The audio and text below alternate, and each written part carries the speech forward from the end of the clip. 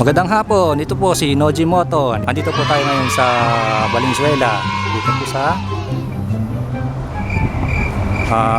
bagong bagong NLEX Highway.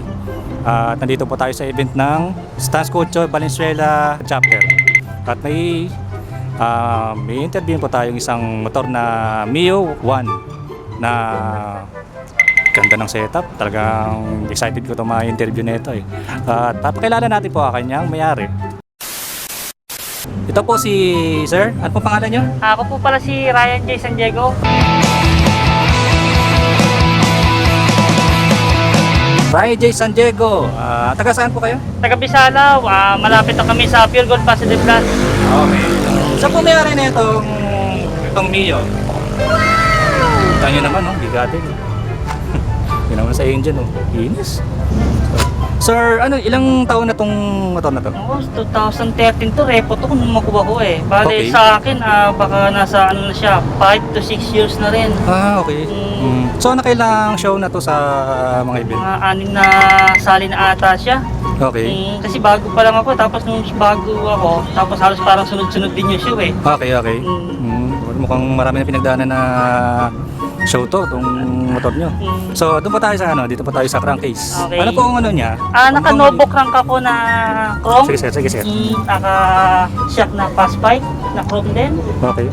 Naka-carbon ako na mga flooring, dibdib. Almost chrome at gold lang naman po ang aking accessories na Wow. pinagpaparisan. Talagang super inis naman ang makina nito sir. Parang ayaw kong gamitin. Wala tayong hilig kundi yung motor na mag-ayos talaga. Ano po itong mo? Itong branong mo? Fast bike po na shock. Fastback siya? Fast bike. Opo. Okay, fast bike. Ganda ito mo. Patayo sa shock. Din ang dito sa crankcase. Nakalighten din yung crankcase mo. Nakalighten mo. Carbon na So sir, anong size na itong gulong niyo sir?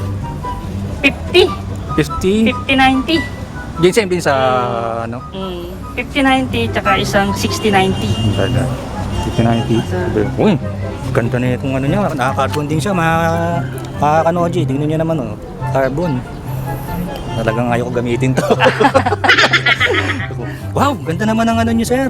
Ang ganda niyo naman ang niyo. Texture po ang tawagin nila yan. Texture ba tawag nila dito? Wow. Ano siya, parang tawag dito? Pintura na parang lubak-lubak na ewan. Oo nga, parang baklase talaga Tapos dito isa sa swingam to, no? Apo, pinakrom ko din siya ng salty. Pang salty po yan eh. Pang salty? Apo, pati yung pipe, pang salty rin. Kasi may interview ako before na nakaka-salty na may ganito. May swing arm. Okay. Tapos dito man tayo sa, sige, dito sa Ito naman po ang oil cooler. Need po kasi niya ng oil cooler, gawa po ng malaki ng makina niya. Okay po. Naka 69 po kasi siya, kaya kailangan po natin ng oil cooler. Tsaka higit po sa lahat yung tubig po para sa radiator. sa radiator. Bale yung makina ko is 69 plus 10. TTMRC. So almost anong estimate na CC niya? Nasa 250 plus po siya eh. 250 plus po eh. 250cc na to. Apo. Wow. Pwede na. Maganda na. Papasalamat din ako sa aking mekaniko na si Dulatas. Shoutout po sa aking mekaniko kay Boss Bong Dulatas at kay Boss John Ray Dulatas. Yung anak niya po na mahusay talagang maggawa din. Okay po. Dito, parang naka-open yung mo. Ito to. Opo, hindi na po niya need ng pan. Gawa po ng meron na rin po kasi siyang tubig. Okay. Na nagpapalamig ng makina. Hindi na lang Apo. Okay. So, pansin ko dito sa mga dash niya. Full carbon din. Ganda. Dito tayo sa sir? Sa brakes niya sir, ano to? Racing Boy po. Racing na Boy. brake lever. Wow, ganda. Dito sa dashboard niya. Tapos dito, ito yung pinaka... Opo, yung radiator niya, pang sniper po yung ginamit namin. Sniper po. Opo. Okay, dito sa shock sa harapan.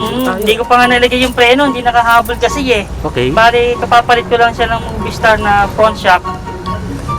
At yung disc.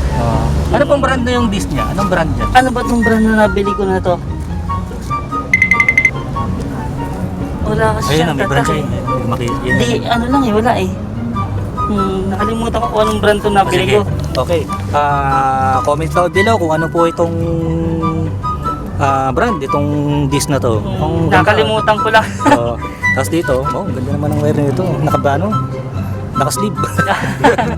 Hindi ko naikabit yung caliper kasi may tatabasin pa eh. Natapat naman na ngayon ang EV namin, hindi ko pa nalagyan ng brake. Hindi umabot.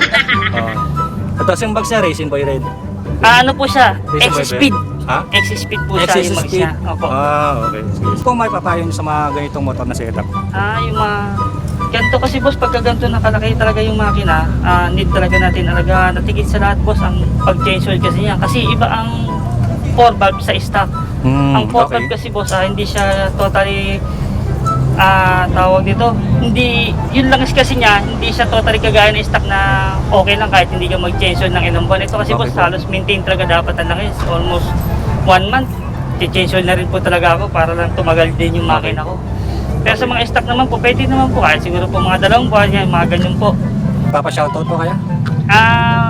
Shoutout ako, yun nga, sa kumpare ko, si Paring Bong Dulatas. Papasalamat ako sa kanyang paggawa ng aking motor. At sa aking mga kaibigan na sumusuporta dito sa aking pagbibid ng motor.